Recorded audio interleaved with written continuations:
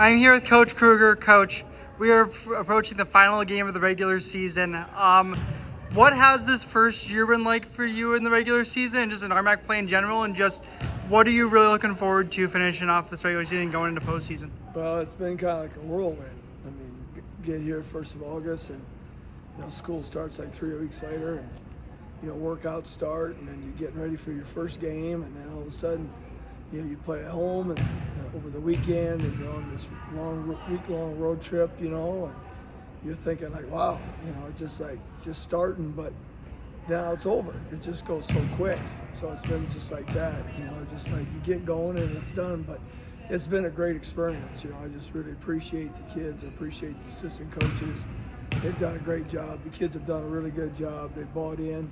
We put ourselves in a position now to have some fun, playing Colorado Mesa tomorrow. And, I'm just really looking forward to the opportunity that we get and looking forward to making the most of it. And I'm really anxious to see how our kids respond tomorrow. I think it's going to be in a positive way, and I just looking forward to seeing what takes place. Absolutely. Coach, it's senior night tomorrow. You have one senior on your team, and Brindley McCrae. I just interviewed her. What has she meant to your team in this year, and just how important has she been? Well, Brindley's really, her play has really progressed throughout the year. I mean, we knew coming in that she was going to be a good offensive player. Now she kind of got off to a rocky start a little bit, and her shot wouldn't go down. And I know that being a shooter, being a scorer, that really affects you a little bit. But she hung in there, and as the season progressed, and as we got closer to Christmas time, the jump shot was starting to go for her. And since Christmas, she's been pretty consistent with shooting the 3 ball, and she knows how to score, just not shooting a 3, but she knows how to get to the rim. She knows how to get to the free throw line. She knows how to shoot that pull up and create something. So she's a real energy kid for us. She's been nothing but positive for us, and she's just done a really good job on both ends of the floor. I think the thing that she's really developed is being a much better defender than when she came in. She's really grown into being a good, consistent defender for us, and both on the ball and help side. And I just really appreciate her buying in and making the most of her opportunity this year.